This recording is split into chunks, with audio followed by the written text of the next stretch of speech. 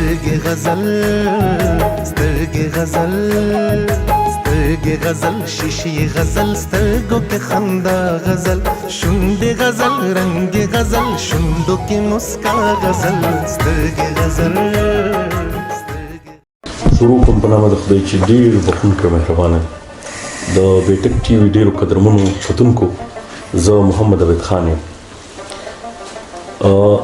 زما لپاره ډېره زیاته د خوشبختۍ خبره ده او ډېره د ویاړ خبره ده چې زه نن داسې یو شخصیت سره ناست یم چې هغې ته موږ ګورو نو موږ له خوند راکوي هغې چې اورو موږ له خوند راکوي هغې چې ګرځي موږ ورته ګورو موږ له خوند راکوي زموږ د ټولو پښتنو د ټولو افغانانو ویاړ موږ سره زموږ هغه انسان چې هغه ایز ا هیومن موږ فالو کوو ولې چې ارواښاد نزار یوسفزي صاحب ماته ویلي او ټولې دنیا ته ویلي چې موږ سره ډېر لوی لوی خلک شته خو د کردار حوالې سره چې کله موږ ګورو د انسانیت د ښه انسان حوالې سره بیا د شمار خلک موږ سره دی او زموږ خوشبختي ده چې دغه انسان موږ سره دی موږ سره زموږ ګران هارون باچا صاحب دی باچا صاحب ستاسو نه یو جهان مننه تاسو موږ له وخت راکوئ موږ سره مینه کوئ موږ د هغې قابل نه یو تاسو موږ سره ستړی مه شئ عبید جانه ډېره مننه ستا نه د حمزوي جان نه او زه خو چې هر کله وطن ته راځم تاسو دومره مینه راکوئ چې هغه زه ځان کې ځایولی نه شم که نه او ما سره الفاظ نه وي چې د هغې څنګه په څه طریقې ستاسو نه پرې مننه وکړم نو ډېر زیات خوشحاله یم چې نن بیا زموږ په حجره کې را سره ناست یې تاسو راته وخت راکړ او خوشحالېږم ستاسو په لیدو هر وخت بچا صاحب ټول وطن زموږ داسې اړې ګړې دی د لر نه والې تر بر خو چې که د هر ځای زموږ افغانان وروڼه موږ پښتانه چې تاسو وویني خوشحاله شي ستاسو فن ستاسو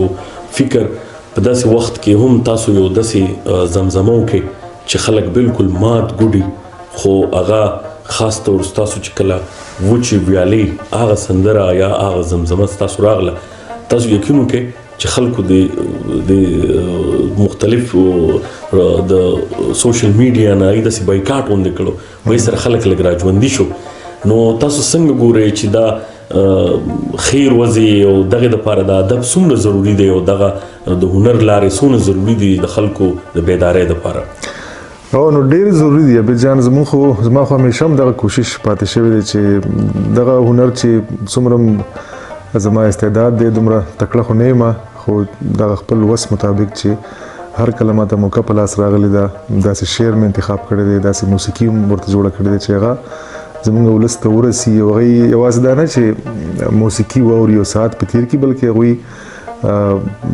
یو سوچ کولو ته اړ شي که نه چې دا زموږ په سیمه څه روان دي څه حالات دي ولې موږ په داسې یو تاسو څنګه وویل چې زموږ دا سیمه خو ناامنه پاتې شوې ده لا هم پکې ډېرې مسلې دي زموږ سیاسي ټولنیز مسایل دي نو هغه وخت په وخت ما په ګوته کړي دي د خپل هنر له لارې او کوشش مو دغه دی چې یو څه دا څه لږ ډېر هم چې زده دي چې هم له دې لارې د ټولنې ته خپل کام ته خپل خلکو ته خدمت وکړی شو نو بس دغه هڅې هم روانې دي او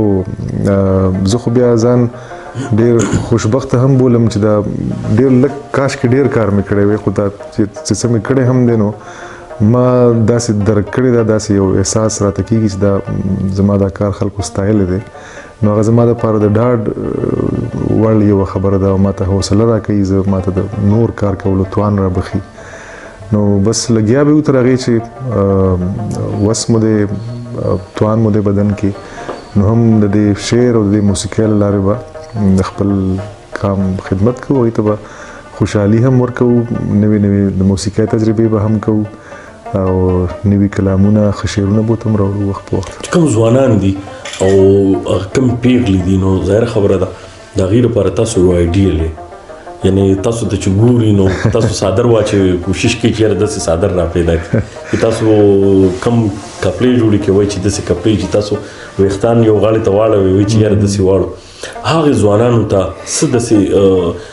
خبرې کول غواړئ چې یاره دا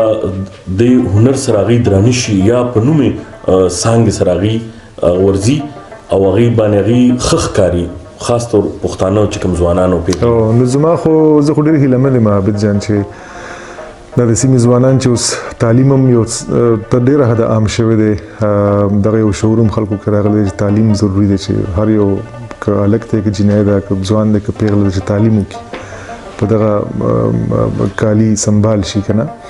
او بیا نن سبا موږ ګورو چې دا ټولنیزه میډیا ټولنیزې شبکې هم پښتانه ځوانان او پیغلې کاروي نو که څه هم یو څه استعمال کله کله غلط هم شي خو ډېری ملګري هغوی یې بیا ښه هم استعمالوي که نه زه خو د مشال ریډیو سره کار کوم چې په بهر یم یورپ کې ما نو موږ د ځوانانو لپاره بیا ځانګړې خپرونې لرو زما د هنر خپرونې دي زما نور همکاران د ځوانانو په تعلیم د هغوی په سپورټس او ایجوکیشن او نور چې کوم ټولنیز مسایل دي په هغې موږ ریپورټس جوړو خپرونې پرې لرو نو ځوانان موږ په دغه پلیټ فارم هم ځان سره فعاله کړي دي او د هغوی خبرې اورو د هغوی نظر اورو او د سیمې خلکو ته یې رسوو نو زما خو یو دغه شته یو هیلهمندي شته چې څنګه وخت به که خیر تېرېږي نو زموږ د ځوان کول به نور دی کې پوهه نوره هم راځي او دلته چې څه مسلې دي نو دوی په خپل عقل او فهم او ادراک او په خپل توان او په خپلو هڅو د هغې د لرې کولو یو کوشش به کوي نو امید خو زما په خپله دی زه چې فکر کوم دې څیزونو ته چې دا راتلونکي وخت په که خیر او ښه وي دا ځوانان به زموږ نور هم تکړه شي او دوی به ښه کارونه وکړي تاسو سره بلا مینوال ملاوي چې راشي بلکې وخت بیا نه لري چې خپل کورنۍ له خپلو مشر باچا صاحب له معین باچا له ګلورین دي له دې هغه وخت د دې هغه وختونو هغه تاسو مینوال ورکړي تاسو څه ګڼئ چې ځکه تاسو پکې د هر چا او ما تاسو په یو د چې تاسو کوم مزاج دی کې یو خبره ډېره زیاته نوٹ کړې ده چې تاسو بل چې کوم کس راشي د هغې خبرو ته ډېر غوږ دی خپل یې ورسره کمې کوئ نو دا ټول خلک تاسو واورئ چې راغلي دي د دې خپل سیمې د مختلف ځوانان مشران څه بدلون وینئ ځکه تاسو 2-3 کاله بعد راشي د خلکو سوچونو کې فکرونو کې څه مثبت بدلون وینئ تاسو ما خو څنګه تاسو ته وویل عابد جان چې زه خو وینم دغې ته خوشحاله یم چې ځوان کل مو د خیره دغه د تعلیم پکې عام کیږي پوهه راځي سیاسي طور هم یو ډېره بیداري راغلې ده که نه داسې ځوانان په دې سیمه کې راوتلي دي چې هغوی داسې خبرې کوي چې هغه مخکې چا نه شوی کولی نو دوی یې په یو نوي سوچ او فکر هغې ته اړ کړي دي جوړ کړي دي چې دوی وګوري د حالات له مختلفو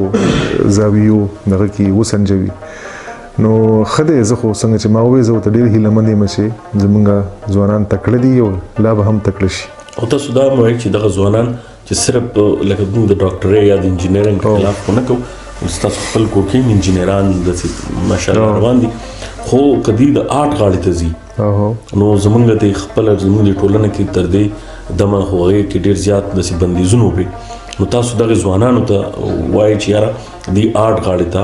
د نور چې کومې شوبې دي دې غاړې ته راتلل دي لپاره دا مهم دي دا ښه دي او دوی چې کوم نړیوال دنیا د ګلوبل ویلیج دی نو هغې سره سیالي کولی شي که صرف د دغې آرټ دغې څیزونو سره هغې منسلک نو بیا هم کولی شي سیالي نو آرټ خو هم زموږ د ژوند یو مهم اړخ دی که نه دا زه چې ما چې نن سبا یو څه خلک پیژني خو هم په دغه سندره مې پیژني یا زموږ نور ملګري دي اوس په ځینې زلمیان کشران داسې شعوري کوشش کوي چې هغوی ښه کار وکړي او د هنر له لارې دغه وکړي یو خدمت وکړي ټولنې ته نو زه خو دا په ریډیو چې مې خبره وکړه بیا به هم هغې ته راشم چې زه چې خپرونې کوم نو هم د سیمې د هنرمندان راغواړم او د هغوی په کار او زیار په ژوند یا په سیمه کې څه روان دي هنر ته میدان جوړ دی نه دی جوړ ستونزې څه دي د هغې حل لارې څه دي که نه په دې هر څه خبرې کوو نو دغه خو شته بیا هم به زه ووایم چې ځوانان داسې وکړي چې زده کړې وکړي که نه اوس خو دا څنګه چې دا ډیجیټل کیسې راغلي دي کمپیوټر راغلی دی د میوزیک د ریکارډینګ هغه طریقې لږې څه چې بلکې دلته هم ډېرې ماډرن شوي دي نوي شوي دي نو ځینې زموږ ملګري دا فکر کوي چې دا سندره ویل خو بس اوس ډېره اسانه شو که نه خو داسې نه ده هغه به ته به زده کې ته به وخت لګې ته به زیار کې محنت پکې نو هغې نه پس بیا ته دغه د کمپیوټر او د ټیکنالوژۍ هغه مرستې چې پکې هم شاملې شي نو بیا به یو ښه څیز مخې ته راشي یو ښه پروډکټ به را جوړ شي نو هغه ملګري چې هغوی هنر کول غواړي سندره ویل غواړي یا کوم انسټرومنټ کوم ساز غږول غواړي یا زده کول غواړي نو زما به ورته یو دغه دا وي یو توصیه یو خبره چې هغې زده کړه وکړي چا سره استاد سره کینی او دا د ډیجیټل کیسې او دا د کمپیوټر او دا لنډې لارې ونه لټوي که نه او هغه چې کومه صحیح لاره ده د زده کړې لاره ده هغه خپله کړي نو زما په خیال چې بیا به ډېر ښه کار وکړي شي. نړیواله پښتو ټولنې سره تاسو مخکې په 2006 کې پروګرام کړی چې د اکبر سیال صاحب د کتاب دا پرهرونه به ګنډل غواړي د هغې مخکتنه وه او زموږ ډېر پویه مشرانو پکې بلکې زموږ یو مشر چې نن موږ سره نشته ارواخا دروف خالد صاحب چې د هغې مشرۍ کې دغه ټولنه موږ جوړه کړې وه. نن د هغې ټولنې د مشرانو د طرف نه تاسو ته فخر افغان ایوارډ دا تاسو له درکړی دی. نو دغه نړیوال پښتو ټولنې حوالې سره ستاسو څه نظر لري؟ ډېره مننه د دې ایوارډ نه. ما لپاره خو عابد جان ستاسو د ملګرو دغه مینه او خلوص بس دا ایوارډ دی. دا خو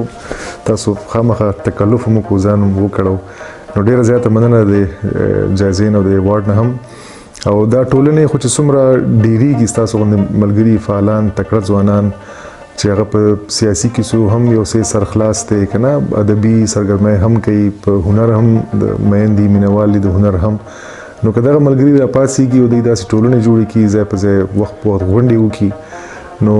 دا په دې سیمه کې چې موږ کله کله خبره کوو چې که نه چې یو مذهبي سختدریزي ده او د خلکو ذهنونه بس هغې ته یو کلف اچول شوی دی او هغه لارې ګودرې هغسې خلاصې نه دي. نو زما په خیال چې هم دغه طریقه ده چې دا ټولنې جوړې شي د غونډې وکړي ادبي غونډې کلتوري غونډې د شعر محفلونه د موسیقۍ د ټنګ ټکور محفلونه که نه نو بیا به دغه شي دغه چې کومه یو رقم موږ احساس کوو چې یو خپسه ناسته ده که نه په دې سیمه په دې ټولنه نو هغه به د هغې په پاسولو کې به هم دا به پکې ډېر لاس او یو ښه کردار ادا کړي. نظر لاله خدای پاک وښي هغه به وي کړوک ناست دی او نو دا بالکل تاسو باچا صاحب ډېر وخت مو ستاسو واخیسته. اخر ټول پښتانه که د دنیا په هر ګوټ کې او هغوی د هر ځای نه موږ ته ټلیفونونه هم راځي او تاسو سره په خپله هغوی ټولو پښتنو ته افغانانو ته هغوی ته څه پیغام لرئ د دې وخت مناسبت سره؟ نو زما خو ټولو ته سلام او ډېره مینه او دغه هم ارمان دی دغه هم خواهش دی چې دا وطن جوړ شي دی کې دا د دې ځای دا وګړي چې دي دا په یو سوکاله او خوشحاله ژوند وکړی شي. تاسو ګورئ عابد جان دلته کې موږ خو چون کار هم دغه دی د ریډیو له لارې 9 ساعته رپورټینګ کوو هره ورځ نو د خیر خبر د خوشحالۍ خبره پکې زموږ مخې ته ډېر کم راځي که نه. موږ که بهر هم یو وطن سره بیا هم تړلي یو هر ورځ خپرونې دي خبرونه دي د وطن د دې وطن د بر وطن. نو دغه سړی دعا کوي چې دا وطن د جوړ شي زموږ په ژوندونه د جوړ شي دا ناخوالۍ او دا مسایل دا ستونزې دا ختم شي او خلک څنګه چې په دې بهر دنیا کې خلک ژوند کوي هلته یو نظام دی یو قانون دی په هغې خلک عمل کوي او خوشحاله ژوند کوي. نو که داسې یو طریقه یو ترتیب دلته هم جوړ شي چې دې ځای د خلک لږه ساه واخلي د دې ناامنیو نه په امان چې د جنګونو نه د تربګنو نه او یو خوشحاله ژوند وکړي نو بس په دغه دا کار به هله کېږي چې هر یو وګړی په دغه برخه کې خپله یو څه نه څه حصه واچوي که نه د امن لپاره کار وکړي. ډېره مننه. پښتون وي موسیقي د پښتنک له باچاجي د ځان په شان دی ځان سره درنک له باچاجي. ګرانو مینوالو د باچا صاحب هم دغه پیغام دی چې یو انسان په ښه طریقه باندې که د ژوند هره څانګې خو چې پای کې کار وکړي نو انشاءالله بریالیتوب به ترلاسه کوي. ځان ډېر زیات خیال ساتئ. د الله په امان.